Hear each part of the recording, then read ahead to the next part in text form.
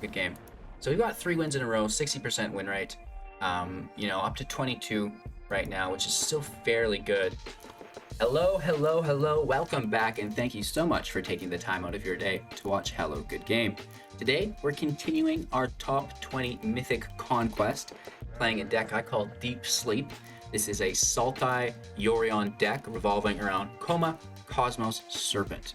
It's a lot of fun. It should get you pretty consistent wins. However, some of the games might be a little long. Of course, if you find any value within today's video, please give it a thumbs up and subscribe to the channel for even more content. Support on Patreon if you feel like you're Scrooge McDuck today. Again, happy Easter to everybody. I really appreciate you spending your time here today on this magnificent holiday here with me. So, cheers, enjoy the video, let's get into it. Yorion. Still up to no good. Standard, best of one, 3.5 average mana cost deck with 5 creatures and 46 non-creatures. Woof. We do have 29 lands in the deck because we need to be consistently still pulling land at the right, land to non-land ratio, because there are 80 cards in the deck now, so that's why the increased volume here. And then we look at our balancing of the cards, and there are very few green spells in the deck and a nice split of blue and black. So through that, we can, basically determine that this is a Dimir control deck with a splash of green. Looking at the cards now, we see our win cons within Ugin the Spirit Dragon, 7 loyalty when it enters for 8 mana, +2/3 damage to any target, -X, exiling each permanent with converted mana cost X or less, that's 1 or more colors, and then -10, 7 life, draw 7 cards, and then put 7 permanents from your hand into play, which is crazy, let's be honest. We also have Ashiok Nightmare Muse in hand or in deck as well. 5 loyalty when it enters for 5 mana, +1, creating a 2/3, and whenever it attacks or blocks, you will exile the top 2 cards of your opponent's library, -3, return target non-land permanent to its owner's hand, then that player exiles a card from their hand. This is great and especially useful on token creatures, as the token doesn't go to their hand and they still have to exile. -7, you may cast up to 3 spells from among face-up cards your opponents own from exile without paying their mana cost, which is quite spectacular as well. Both of these planeswalkers are one-ofs. They're not reliant for you to win, but they can produce win cons for you, or that condition that allows you to win, while still providing value within the control, right? The filling up the field with tokens, the -3 to remove stuff is great, and then of course the +2 to deal 3 damage and the -X to wipe the field from Ugin. So even though they are planeswalkers that will win us the game, they're still meant to be in the deck solely for the removal purposes. However, we want to use the rest of our removal first. And then of course we do have 4 copies of Koma Cosmos Serpent in deck for 7 mana. This is pretty expensive. 6/6, it can't be countered, which is great news. And at the beginning of each upkeep, create a 3/3 blue serpent creature token named Koma's Coil. Sacrifice another serpent to choose one. Tap target permanent. Its activated abilities can't be activated this turn. Or Koma Cosmos Serpent gains indestructible until the end of turn. So you can protect it or shut down your opponent's creatures, which is really quite nice. And you're making one of those 3/3s on your upkeep, on their upkeep, and eventually they will not be able to keep up with that serpent production. We've got some sharks in deck as well. You could use this to win the game. Shark Typhoon is a 6 mana enchantment. Whenever you cast a non-creature spell, create an XX blue shark creature token where X is that spell's converted mana cost. The shark does have flying, of course. We can cycle it for 2+X, and whenever you cycle Shark Typhoon, create an XX blue shark creature token. So in this day and age, you don't really hardcast Shark Typhoon unless you know your opponent doesn't have any answers for it. Just cycle the shark. That's going to be good enough. We have a single copy of Polukranos Unchained, a 0/0 that enters the battlefield with 6 +1/+1 counters on it. It will escape from the graveyard with 12 +1/+1 counters on it. If damage will be dealt to Polukranos while it has +1/+1 counters on it, prevent that damage and remove that many +1/+1 counters from it. We can pay 3 to have it fight another target creature, and to escape it from the grave, we'll cost 6 mana and 6 cards from our grave into exile. That's all we have for our potential win conditions in the deck, right? We can hit with Polukranos. We can use the 2/3 Nightmare creature tokens to hit, plus we can use the -7 to use our opponent's spells, to win as well. We can use Ugin's plus ability to deal damage, and the Serpents as well as the main win con here, and of course the Sharks on the side as well if we want. So branching out from that, we need to survive until we can do those things, until we can get those win conditions in play and being effective within the field. Say we can survive with board wipes coming in the form of Shadow's Verdict, 5 mana, exiling all creatures and planeswalkers from the battlefield and the graveyards with 3 mana or less. This is amazing. We have 3 copies of Extinction Event, sorcery speed for 4, choose odd or even, then exile creatures with the chosen mana value. 0 is even, right? So really nice ways to just wipe the field of all the creatures here within the event and within Shadow's Verdict. And of course, we already mentioned Ugin's Minus, which does a similar effect. Now we have plenty of single target removal. Within Heartless Act, eliminate both under 2 mana. Heartless Act, destroying creature regardless of its converted mana if it doesn't have counters on it, or you can remove 3 counters. Eliminate can only destroy with converted mana cost 3 or less, but it can get planeswalkers, which is quite nice. We have Elspeth's Nightmare times 3 for 3 mana, destroy creature with power 2 or less, exile non-land card, discard non-land card from your opponent's hand, and exile their graveyard. So the Nightmare really covers all of our bases there. We have the Predication, sorcery speed for 3. They reveal their hand, you choose a converted mana cost card with 3 or greater from it, they discard it. Of course, it is the Caverns as the land as well. So this isn't removal, but it is still a form of general disruption. 4 copies of Binding of the Old Gods for 4 mana, destroy target non-land permanent and opponent controls. That's absolutely amazing.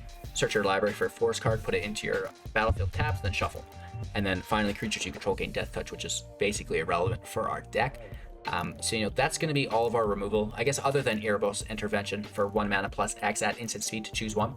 Target creature gets minus X till the end of turn, gain X life, and exile up to twice X targets from graveyard. So, we do have the graveyard control. We've got some life gain here, and we can also destroy indestructible creatures. Breaking away now from our removal into the general disruption, we have 2 copies of Jwari's Disruption for 2 mana, countering target spell unless its controller pays 2, coming in tapped as the runes. 2 copies of Negate at instant speed for 2, counter target non-creature spell. 3 copies of Saw It coming at instant speed, counter target spell, foretell for 2, so we can reduce the cost of it there a little bit. That's all we have for general disruption. Again, Cling to Dust, we can use this for game control or grave control, really.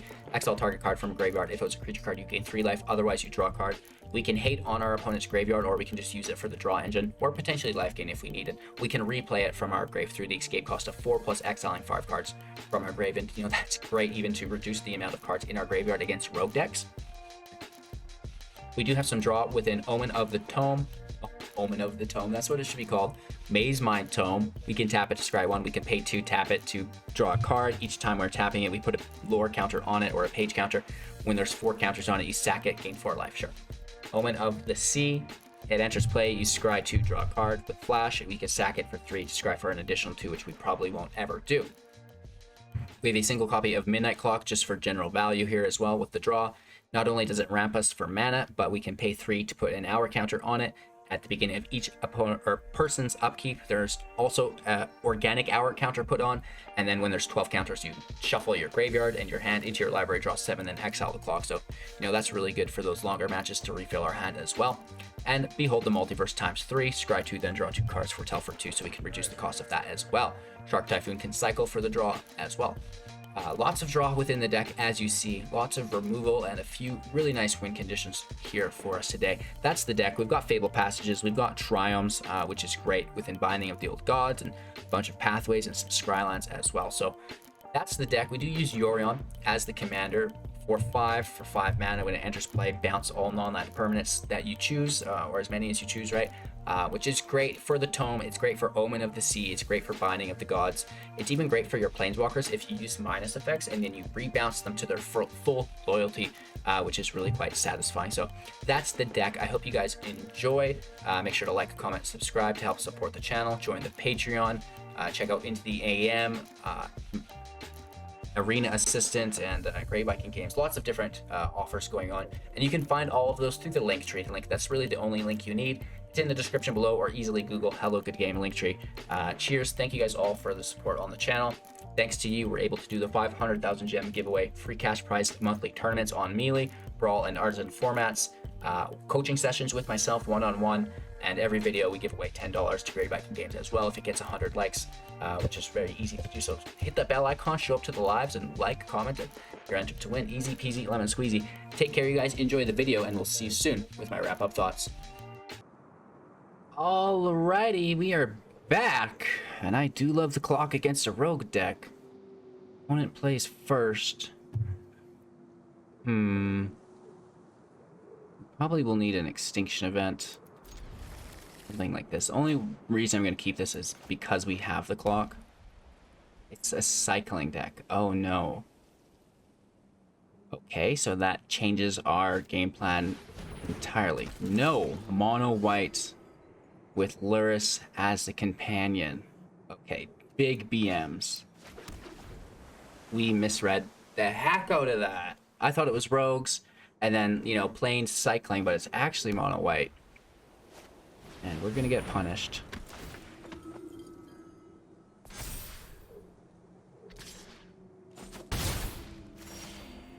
We need a black source so bad.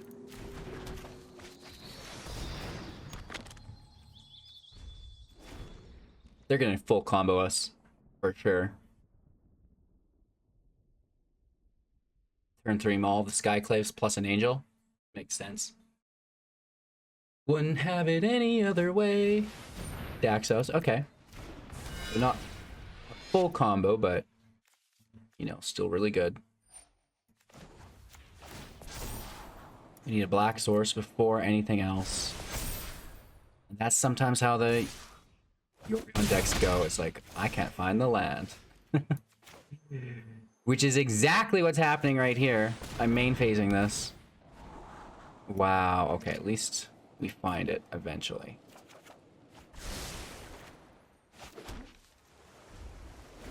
Ouch. And now we need to top deck an Extinction Event. It evens. Single target remove the speaker with binding.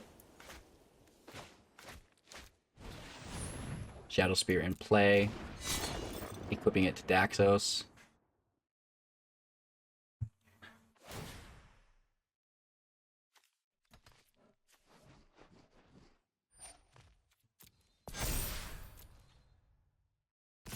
Alright, no Shadow Spear, but they still get all of their mana, or sorry, life requirements to make the Angel.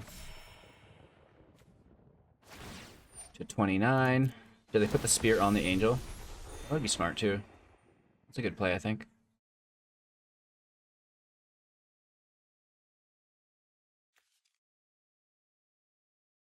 Even if we event on even, we're still screwed.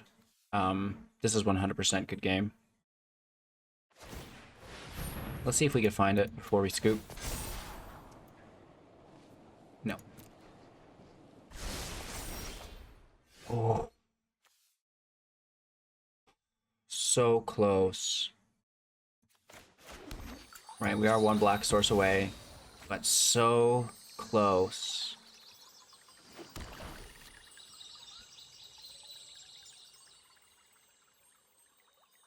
There's just no surviving here.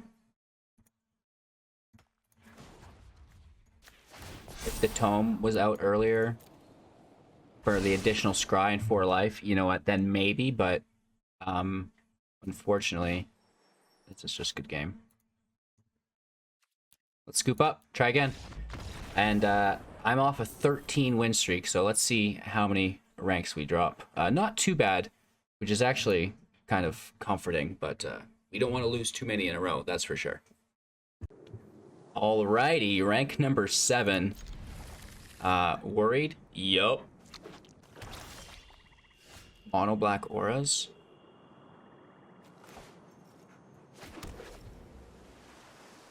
Have removal, right? Plenty of it. We want to bounce binding with Yorion if possible.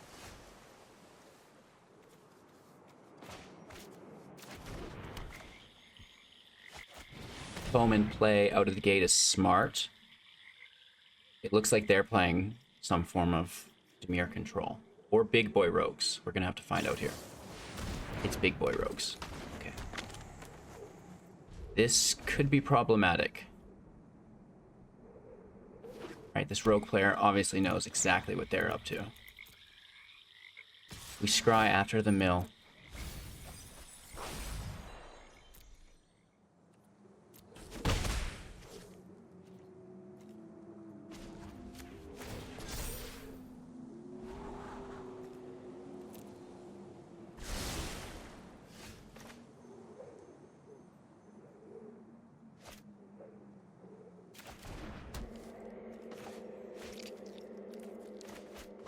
It would have to be a Negate, because it's a 3 CMC. We only have 2 in the grave, so we do get the Thought Thief. And we have Graveyard Control at a certain point. Not that they're running Lurrus. But they probably still have Agadeem's Awakening. Slitherwisp. What? Crazy, you guys. This is a top 10 deck. I always knew Slitherwisp belonged in the rogue deck. It fits so good. No mill though. The life loss isn't that big of a deal. We don't have the 4th land, or I'd keep it. We just need the land. Slow. What's going on over here? Oh, that's kind of not a great hand.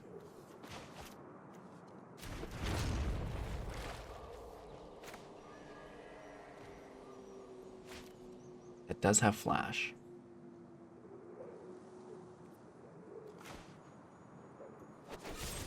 Let's just kill it.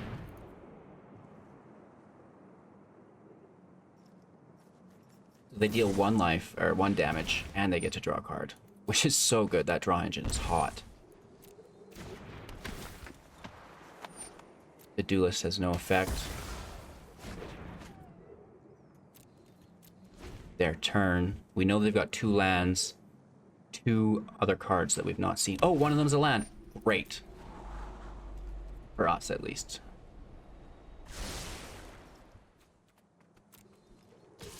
We take 1 damage.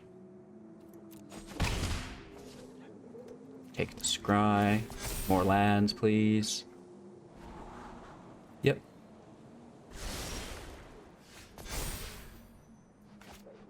We get their graveyard, which is super good.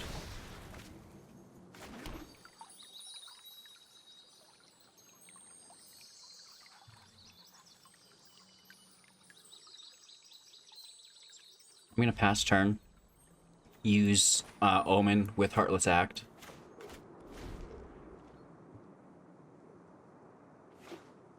More lands is good. Let's just kill this thing. Whatever, screw it, doesn't matter.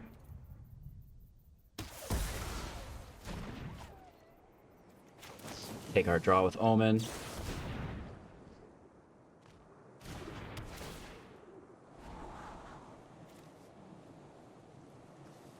Behold the Multiverse is quite excellent. In our library. Blue or black. Our turn. Yorion over. Foretell this. End our turn. Okay, another Slitherwisp in play. Hopefully they didn't draw a creature with flash. They have Castle Lochthwain as well. And we're taking 3 here from the Wisp.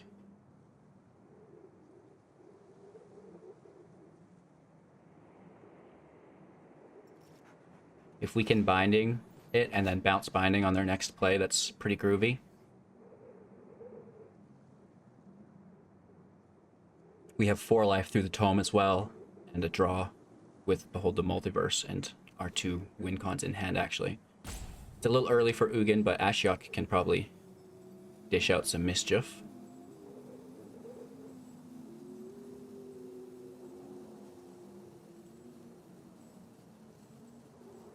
Nervous! Let's see how this pans out. We're in a fairly comfortable situation, I think. Yes, they do have a draw engine with a secret card in hand, but We know they have 2 land in hand, which does make things a little bit friendlier for us, I think.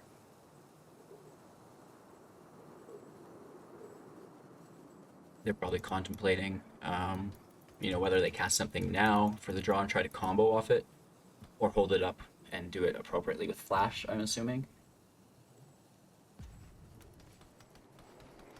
We're down to 11 regardless. Could go much lower if they can combo some flash spells together.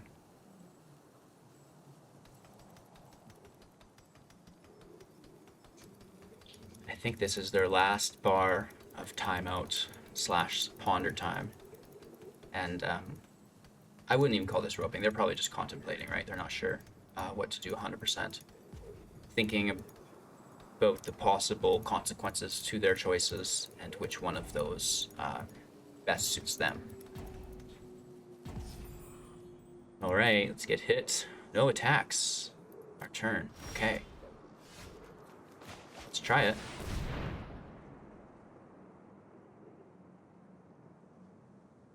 We are here. We see him look at it just for a second.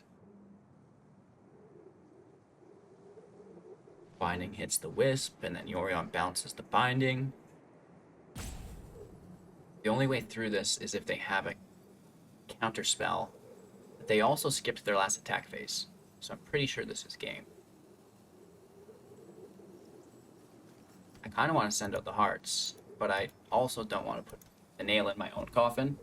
You know, sometimes you do that and, you know, it just comes back to bite you, right? Right, it looks like we get it. Okay, Omen with the flash and the draw. They should have done that first and looked for a counterspell for binding. Right, because they get the draw. Okay, they're going for it. This is what I was worried about.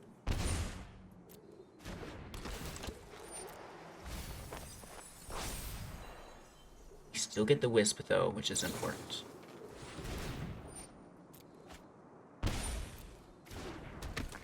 And I might even grab life with that tome at this point. I'm getting nervous.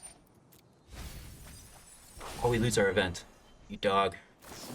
Oh, they are comboing hard off this Wisp. That's a little much for my liking.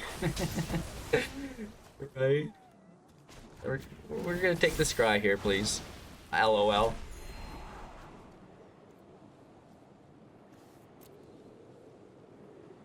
Okay. I'll bite. I'll allow it. That was our turn? That was their turn. Just milled our Shadow's Verdict.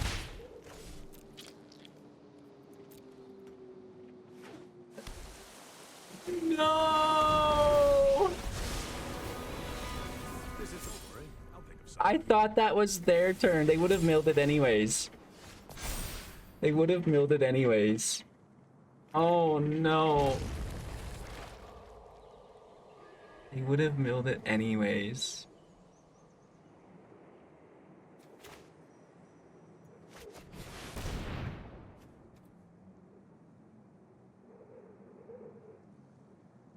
Big ouch skis.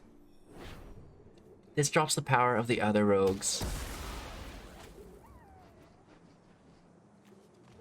This land came in tapped from the gods. We've not played a land this turn. I mean, at a certain point. This will be 7. We need to find 8 right underneath it so that the gate has to go. Don't get it. Maya's running up Storm. Land in play with 7. We are in trouble. That Slither Wisp, I knew it was gonna be trouble. This is a cool deck, though. I like seeing this. No way. Good game.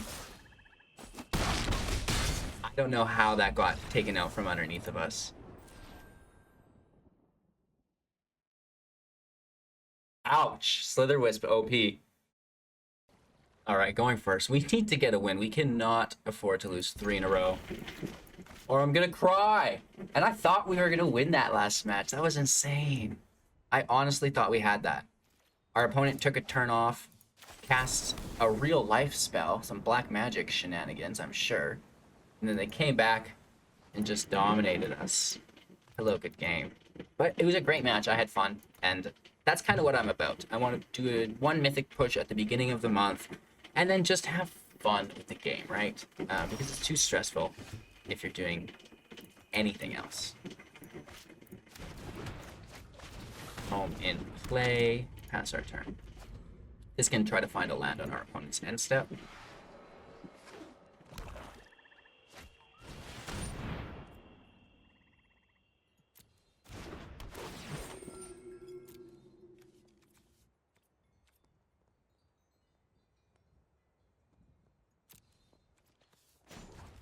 That way we still have access to it at least, and we're just looking for land. So the Koma can go. That's way too expensive.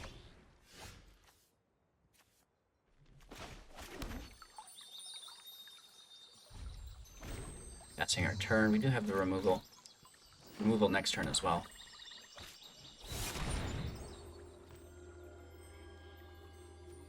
This is a cleric.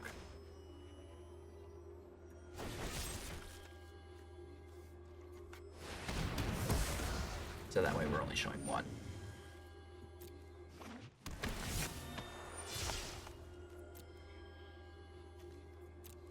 That hurts, right? I don't want to lose Ashiok, but at the end of the day, we need to survive before we execute anything like that.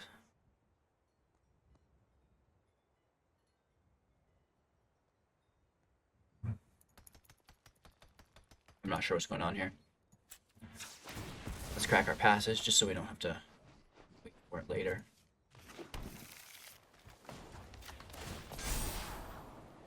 Looking for a fourth land.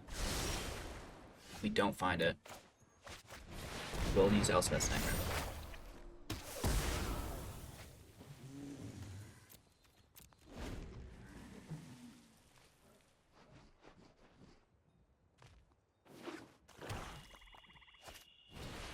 Vessel in play. That's actually not good. LOL. Did they village rights it themselves, or did they wait for us to deal with it? They are looking in their graveyard already. That must mean they have another. And this is a double look. They get to see our whole hand. Dang it, man. What is going on with our luck today?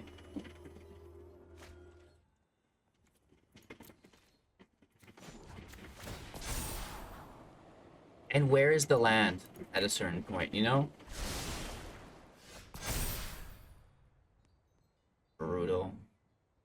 Brutal, brutal, brutal.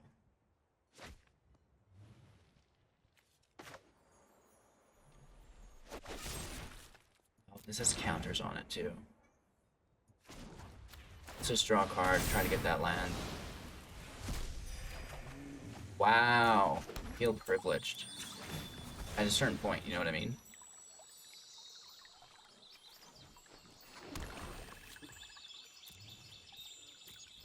Let's end our turn.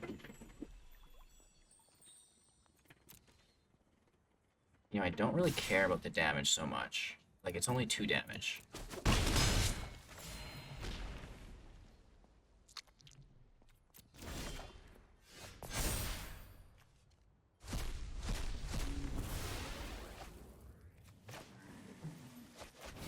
I also have no problem exiling just the vessel, so we don't have to deal with that 5/5 later. We have Verdict as well, so we can play pretty loose with the event. Oh, that Haven is annoying. Heartless Act is going to have to save us there.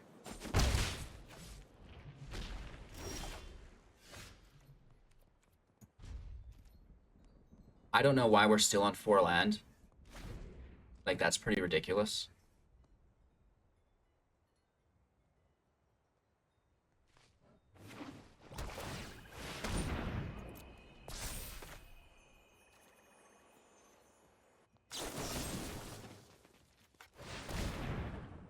This is a nice pickup.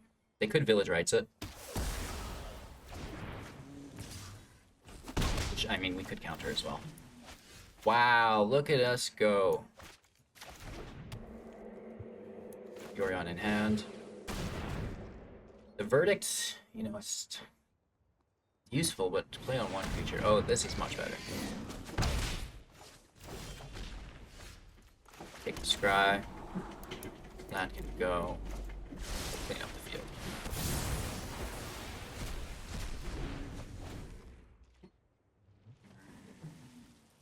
I'm glad we were able to deal with their Faceless Haven. Another. Wow. The BM. Did they village rights it themselves? Oh, they dead weighted themselves. Huh. Not sure what good that'll do without Jwari. Are we finally gonna win a game? Or are we gonna have it ripped out from underneath of us? What do you figure, Maya? We're gonna win? I hope so. Show them Negate.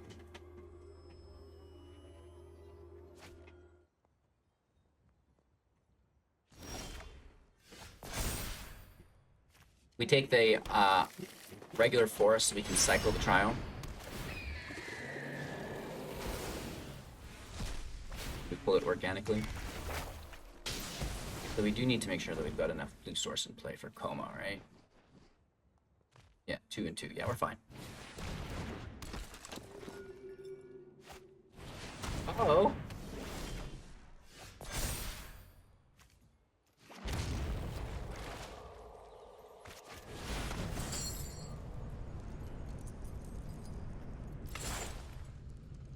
Polukranos in play. Land goes burr. Wire hits for 1. Yeah.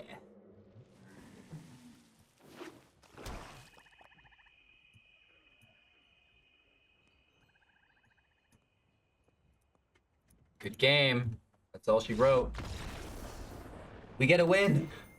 We get a win. And only 3 ranks. But, hey, that's what it is, right? Good match. Going first. Win cons in hand, withdraw, and lots of land. You can't disrespect the land, right? You get enough land in your Yorion deck, should be okay. Turn. Fabled Passage thins our library for us as well, which I really appreciate. These thicker decks. Hollow Blade out, Omen in.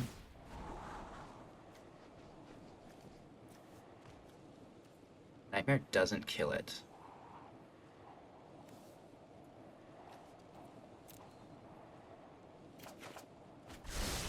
Oh, doesn't do it.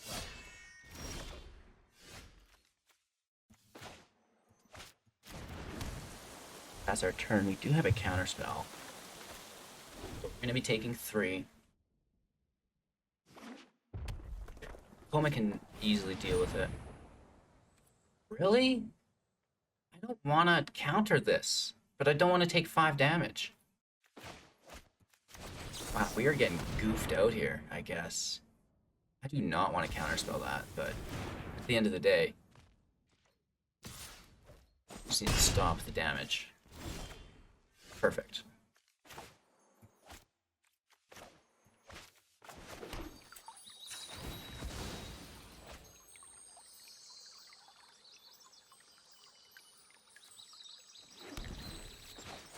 Again, they can just tap it here. Wait, it's already tapped, but they'll have to discard. Which I'm still okay with. Unleashed Fury? Oh my gosh. 1, 2, 3, 4. Next turn we have or Ashiok, which can mine us. Okay. That's actually better than 2 creatures, to be honest, because then Ashiok survives.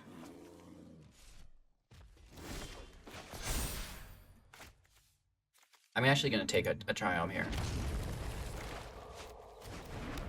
Just because we do have Koma in hand and I want the land to be ready to rip next turn. Or I guess it'd be the turn after. I wonder if you're brave enough. Toss the blade back to their hand. And now they have to discard something into exile from their hand.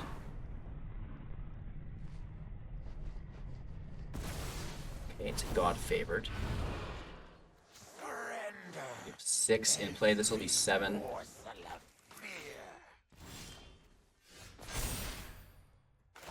And I'm actually going to exile that, just because they can grab flying.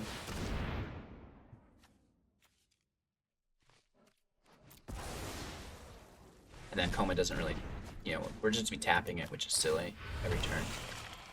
All your fears are given. Yorion over. We can bounce Ashiok maybe here back to full loyalty as well. The Blade Master, I knew there was going to be some double strike shenanigans. Let's kill it. Kill, kill, kill. Good game. So we've got 3 wins in a row, 60% win rate. You know, up to 22 right now, which is still fairly good. And when the deck does line up, right, when everything falls into place, it's good. Alrighty, so we did the do, right? We lost a couple matches, and then we won a couple matches, which is great. Life in Mythic isn't much different than Life in Diamond. I'm gonna be honest. It's just the amounts you play and the stress involved. The heartbreak when you lose a match. But you know, it does come down to the sheer amount of matches you're playing with your win rate, right? And then you're all competing against each other around you. So it doesn't matter if, you know, say I win 5 games in a row in a day, if someone around me won 8 games in a row, or if they went, you know, 9-1, something like this, right? So, you know, it is awkward to climb and try to be number 1. I don't think I'm really there yet. It's too grindy. I'd rather play new decks every day, and I doubt I'll get there doing that, but this is what the channel is from now on. I think I'm going to push into Mythic to start the season, and then we're just going to play 2 new decks a day, right? We're going to just have fun with the game and be organic, because that's what I've done up until this point, minus the Mythic pushes, and it's worked well. So I don't want to deviate too far from that and be like, oh, I'm the new competitive player of Magic. I'm always number 1, because I think I would die. So let me know what you guys thought of the video, what you thought of the deck, all of that in the comments below. Subscribe and like as well for further support, and of course join our Patreon. I'm trying to shift all of our support onto Patreon because we get an increased percentage of that revenue. So for every dollar that you give me, I'll get more of that through Patreon than any other system. So I'm trying to push everybody over there and build some pretty cool stuff. But you know, this is all to come.